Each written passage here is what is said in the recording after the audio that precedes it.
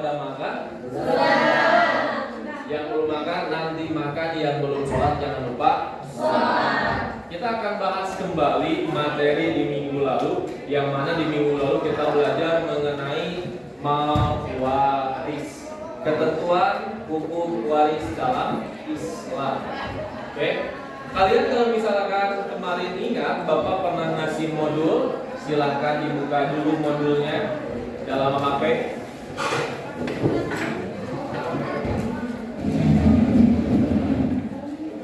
Oke, di mana dalam pembelajaran ini kita akan punya 4 tujuan, di mana 4 tujuan pelajaran waris ini. Yang pertama, kita akan menganalisis ketentuan fikih mawaris di masyarakat sesuai dengan syariat Islam. Kemudian yang kedua, menjelaskan tentang ketentuan fikih mawaris di masyarakat sesuai syariat Islam juga. Yang ketiga, mengimplementasikan ketentuan fikih mawaris. Yang keempat, membangun sikap adil, amanah, dan bertanggung jawab dalam kehidupan. Ya, intinya sesuai dengan yang Bapak bilang di minggu lalu, bahwa waris adalah salah satu di antara hukum yang mungkin hari ini mulai ditinggalkan cara pembagian sesuai dengan syariat Islamnya. Padahal Islam dengan sedemikian rinci menjelaskan bagaimana harus membagi waris yang adil sesuai dengan takaran, sesuai dengan syariat yang telah ditentukan. Oke? Selanjutnya, kalian bisa baca di dalam modul bahwa mawaris adalah serangkaian kejadian mengenai pengalihan kepemilikan harta benda dari seorang yang meninggal dunia kepada orang yang masih hidup. Ya. Berarti dalam konteks mawaris itu harus diingat dari orang yang meninggal dunia kepada orang yang masih hidup. Terus ingat-ingat lagi bahwa ada 3 unsur yang harus terpenuhi dalam membagi waris. Yang pertama adalah pewaris, orang yang mewariskan harta orang yang meninggal dunia. Kemudian ada harta waris, yaitu kalian harus ingat bahwa harta waris adalah sisa harta peninggalan yang sudah dikeluarkan hutang piutangnya, udah dikurangi wasiatnya, udah dikurangi biaya kepengurusan jenazahnya. Maka sisa harta-harta tersebut disebut dengan harta waris. Yang terakhir, ada yang disebut dengan ahli waris. Ahli waris adalah siapapun yang berhak menerima hak waris. Nah, biasanya datang dari golongan keluarga, baik yang seturunan ataupun karena jalur pernikahan atau karena sebab lain. Misalkan ahli waris jalur keturunan atau nasab, berarti ayah, ibu, anak, adik, atau kakak. Bahasanya mungkin kita bisa sebut dengan saudara. Terus ada ahli waris itu dari jalur pernikahan. Siapa yang menikah? Oh, ada yang namanya suami dari jalur pernikahan, ada yang namanya istri. Kalau suami meninggal dunia, istri berhak dapat waris. Istri meninggal dunia, suaminya juga berhak dapat waris. Nah, yang ketiga, di jalur yang lainnya gitu ya, di jalur yang lainnya ada yang disebut dengan apa? Wala, atau orang yang memerdekakan budak.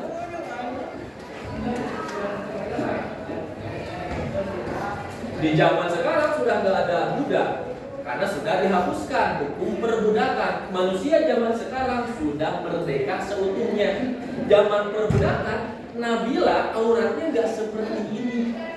Kalau Nabila sebagai budak, maka auratnya adalah baina surrati wa rukbati, di antara bujal dan lutut. Bayang. I, pasti I, karena bagian atasnya bukan au. Tapi di masa sekarang semuanya sudah tidak diberlakukan lagi. Lanjut. Sekarang kita sudah menjelaskan bahwa ahli waris itu terbagi ke dalam 3 hal. Kemudian ada yang menjadi sebab orang menerima waris, kemudian ada sebab orang tidak menerima waris, sama sesuai dengan yang tadi disebutkan. Ini ahli waris yang bisa menerima waris, kemudian ada yang tidak bisa menerima waris.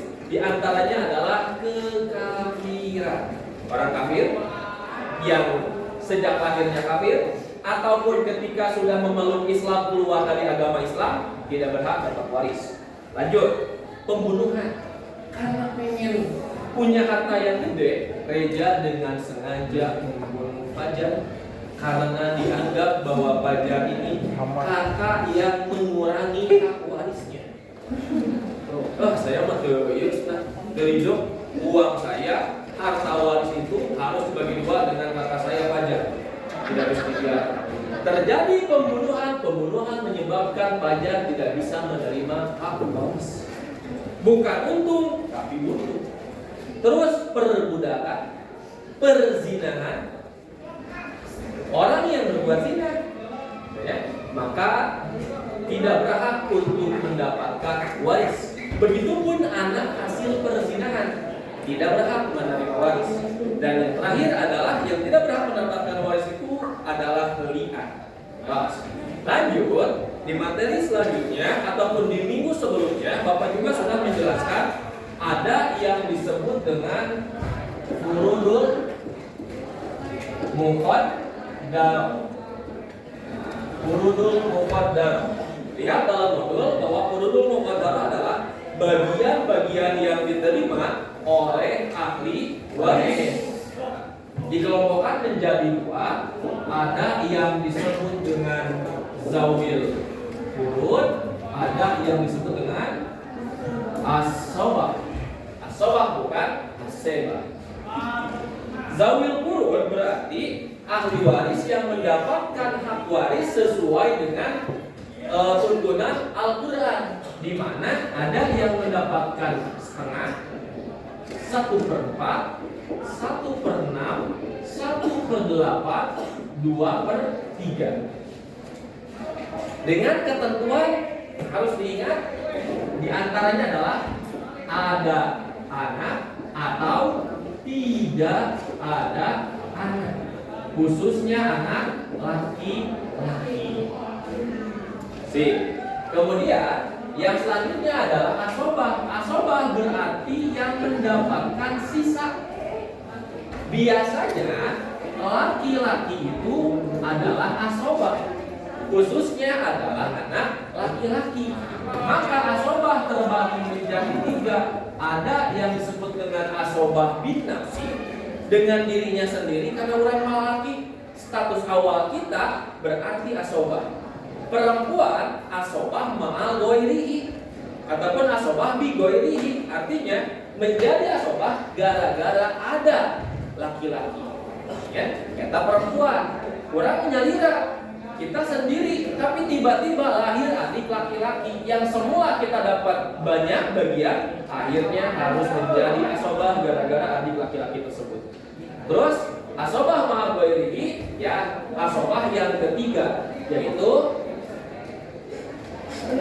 ahli waris yang menjadi asobah bersama dengan ahli waris yang lainnya. Seperti di sini contohnya, saudara perempuan sekandung seorang atau lebih bersama dengan anak atau cucu perempuan dari anak laki-laki baik seorang ataupun lebih.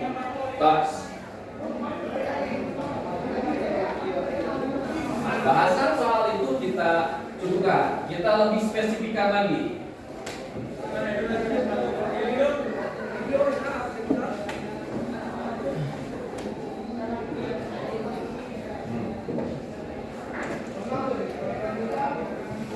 Harus diingat bahwa yang berhak mendapatkan waris itu, kalau kita buat satu keturunan, misalkan gitunya, ada yang namanya kakek menikah dengan nenek, kakek dan nenek menghasilkan menghasilkan beberapa keturunan.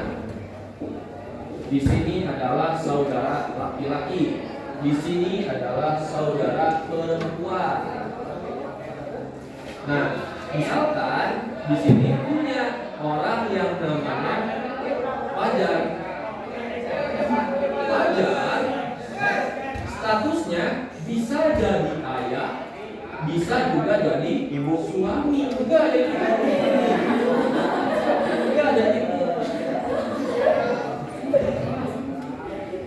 Menikah dengan istri. Siapa istrinya? Boleh. Siapapun yang hendak dipersunting oleh Fajar kelak, dialah yang mendapatkan hak waris dari Fajar.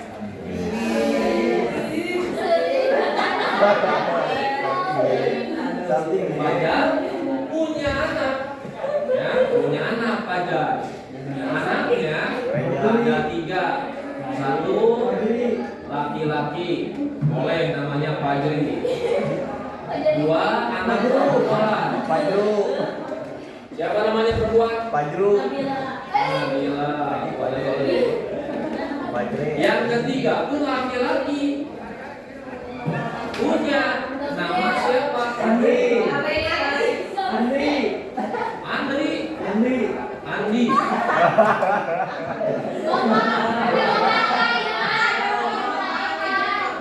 Ini mah yang lain hanya fiktif semata.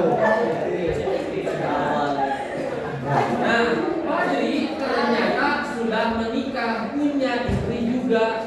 Dia punya anak. Status anak dari Fajri ini punya kedudukan yang disebut dengan cucu juga. Bagi siapa? Bagi Fajar. Nah, dari sini harus tahu yang pokok mendapatkan waris itu adalah yang pertama ayah, yang kedua ibu, yang ketiga suami atau istri, kemudian yang keempat anak laki-laki, yang kelima anak perempuan. Berarti kalau yang ada di tabel ini yang meninggal, contoh meninggal istri Fajar, yang dapat siapa aja? Fajar. Terus Nenek. Terus Fajri, Nabila, Andi. Apa istri lagi? Ya mah bukan Nabila kamu. Nah, boleh ya. Akhirnya kalau misalkan gitu ya, yang meninggal itu adalah Fajar, tapi kasusnya nggak punya anak.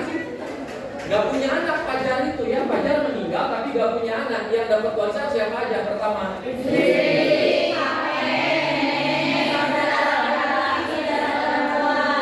kenapa ketika ada anak, saudara laki-laki Fajar dan saudara perempuan Fajar tidak dapat waris? Alasannya karena mereka itu terhalang. Atau dalam bahasa warisnya itu mahjub. Mahjub itu artinya terhalang. Sampai sini bisa dipahami? Bisa. Demikian yang bisa disampaikan pada siang hari ini. Ini adalah ulasan minggu lalu yang diperjelas. Semoga menjadikan bekal yang bermanfaat buat kita semua. Semoga menjadikan bahan pembelajaran buat kedepannya dan bisa adil dalam membagi waris. Untuk kita bacaan alhamdulillah bersama-sama.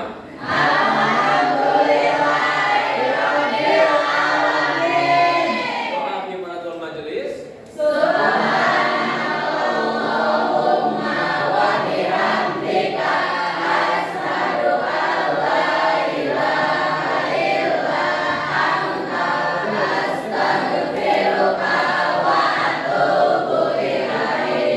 Terima kasih atas segala perhatiannya. Akhirul kalam. Wassalamualaikum warahmatullahi wabarakatuh.